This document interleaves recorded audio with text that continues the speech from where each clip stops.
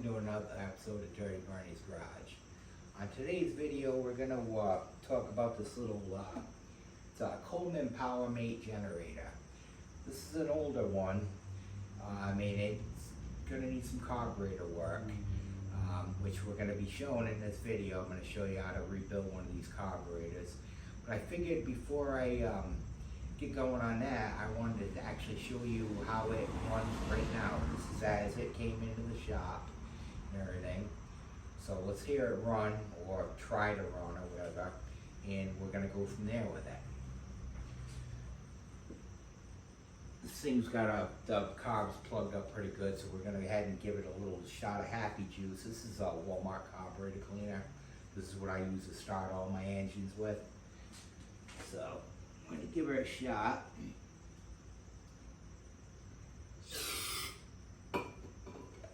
Shut the choke. Make sure it's on run.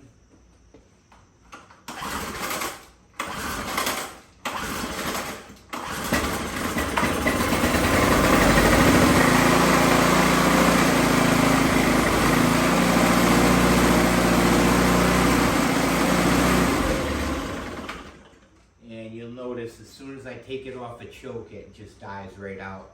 That's because it's the jet is plugged up in this carburetor, and it is only it's basically sucking gas only if it has no air to it. That's telling me the jet's plugged up in it. So we're gonna in a couple minutes here, we'll go ahead and put it up on the stand and go from there with it.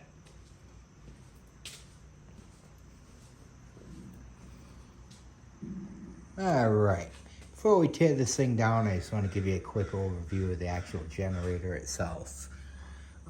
It's a Coleman PowerMate Pulse 1850, 1250, something like that. It's all scratched off, whatever. But we have a couple of AC outlets, and we also got a DC outlet for charging batteries, which would be excellent for camping. This is actually a fairly small unit. I'm not going to say it's lightweight, but it's really not bad considering. I mean, this thing would be excellent for camping or whatnot. You know, it's nothing really special, but what I wanted to show you is at some point it already had some work done to it. We have a this is a not a fairly new, but a newer gas line. They put the fuel shut off on it and everything. But you want to notice that this fuel line is actually sitting on the power head, and that's not a good thing. On any of these units, you do not want your fuel line actually touching anything. Even though this is the engine, it does get very hot. Not good for a rubber line. Now, if you notice right here where my finger is, that's actually the fuel line should be run through that in order to, to hold it up in place and hold it steady and everything. They didn't bother to do that. So we're gonna fix that. But I took the breather cover off of the carburetor here. As you can see, we're pretty filthy in there. This right here is your fuel inlet for the carburetor. It's made of plastic and it's very brittle. So what I'm gonna do here is we're gonna go ahead and cut this fuel line up here. Since we already have enough slack in a fuel line where I can actually cut it, when I get the carburetor off, I'm gonna slice this and then take the fuel line off of that. And then when we go to put the fuel line back on, we'll spray it with some lubricant, put it back on there, so that way we don't break this thing. I mean, it's only a couple bucks brand new, but still, I mean, if you don't need it, you don't need it. You got a bolt here and one over here. That's all holding the carburetor on there. So we're gonna head and pull this off, and I'll be right back to you. All right, so here is the carburetor off of the generator. So I'm gonna give you a quick overview of it. I went ahead and cleaned it up a little bit, but now we gotta go inside of this thing and see what's going on with it. So we're gonna head and first thing we're gonna do is we're gonna pull the float bowl right here. This is your main jet, so we're gonna go ahead and pull that off of there and see what's going on with it.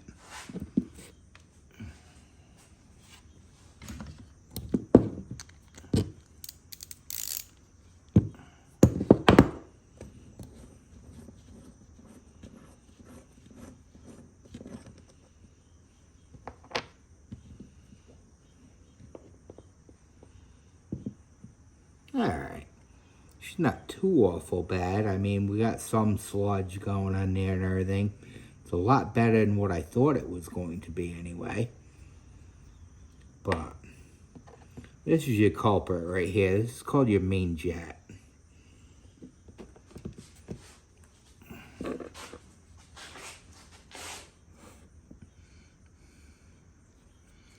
Alright. This is kind of difficult, I realize, but alright, you got your main hole that goes through the bottom here. As you might be able to see, we got a spring going through it, but the main thing you want to watch out for is the very top here. That's what a lot of people don't realize, that's actually another hole.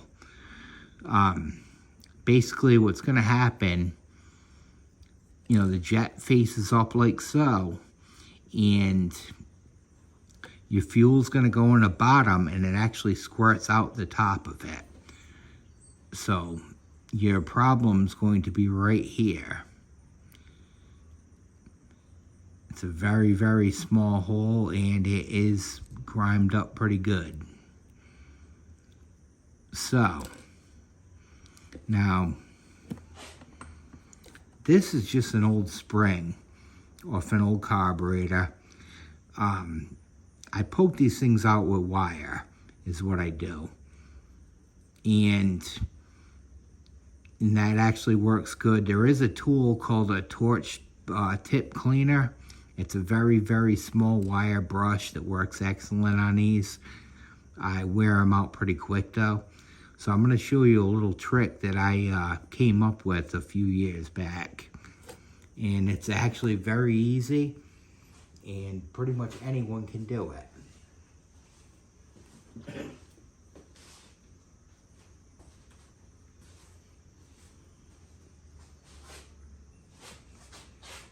This is just your average old paper clip.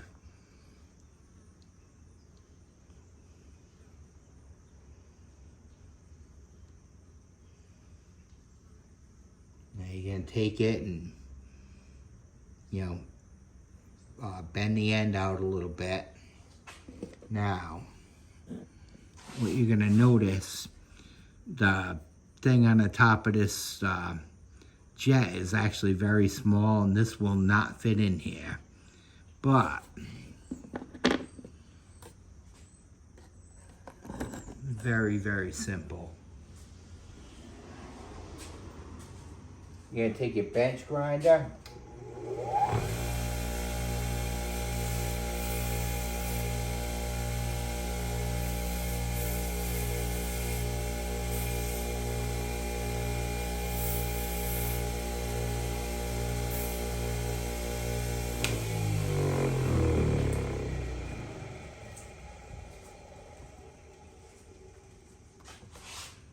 And go like so with it.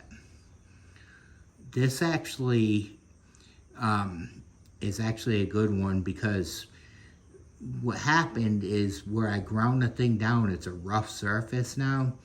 So you're not only getting the middle of the jet, you're also getting the edges of it. You're going to spin this around in the jet a little bit, and that will actually clean the outer edges of it. You can clean the, you know, you could poke a piece of wire through it and get all the grunge out of it, but you still got those edges.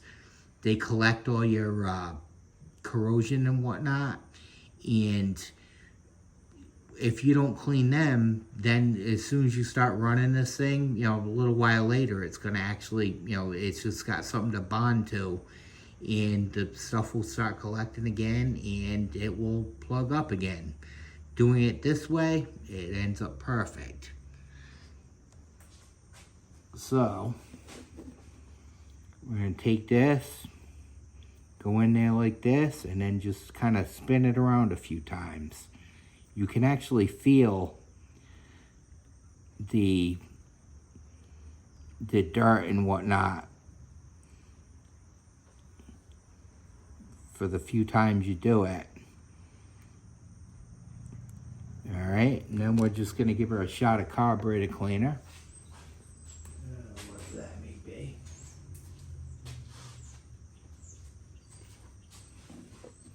Right here.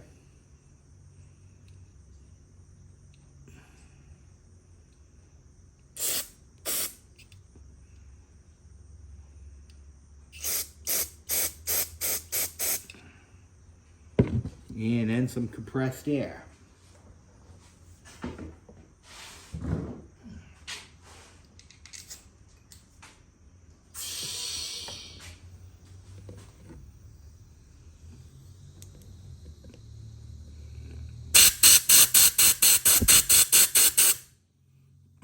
And that jet is now ready to go.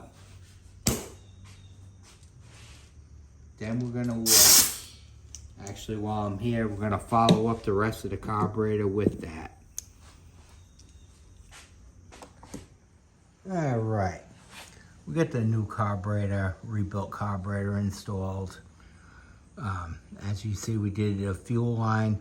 I actually put a clamp on it this time, which it should have had in the first place. I don't know why it didn't, but whatever.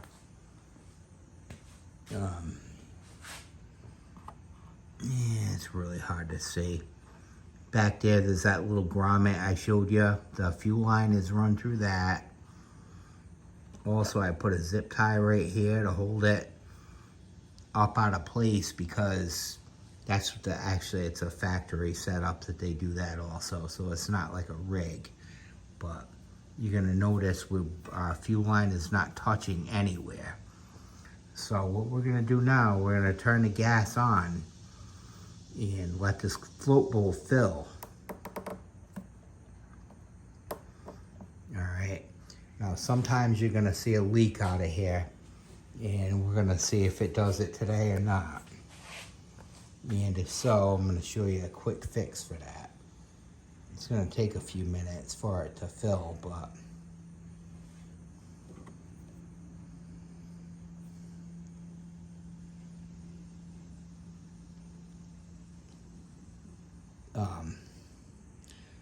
like I said, sometimes this will make a liar out of me.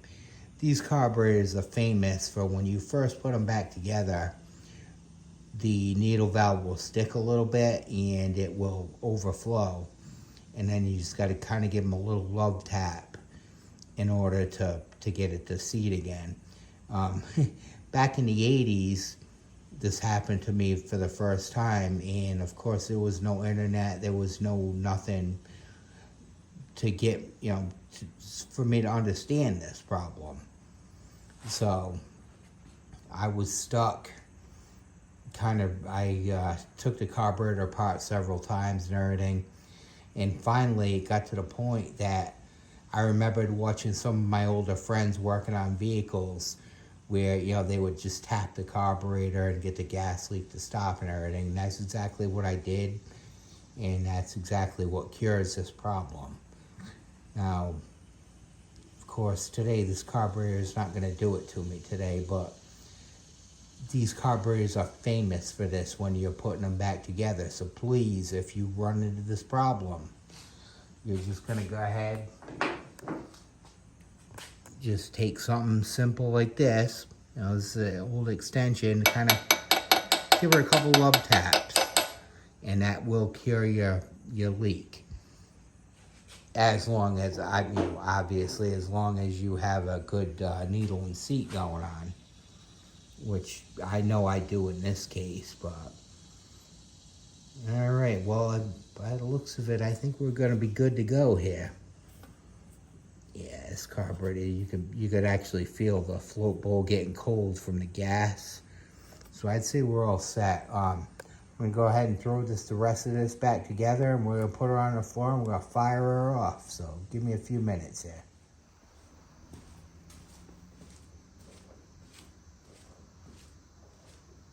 Well, like any job, it's time to test it out, see if this thing's gonna actually run or not. So let's give her a shot, see what happens. Alright, gas on.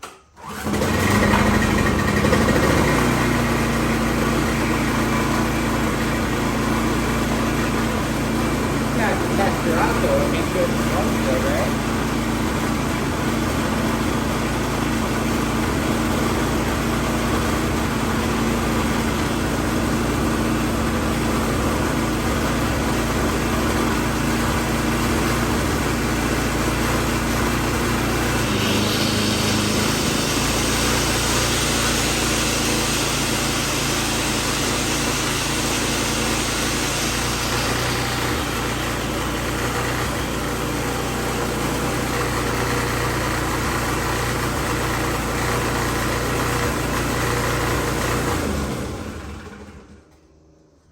Minor adjustments, but she sounded pretty good to me.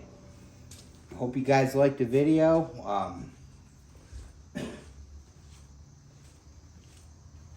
Please be sure to give me a couple likes, comments, subscribe, you know, the whole bit. Have a great night.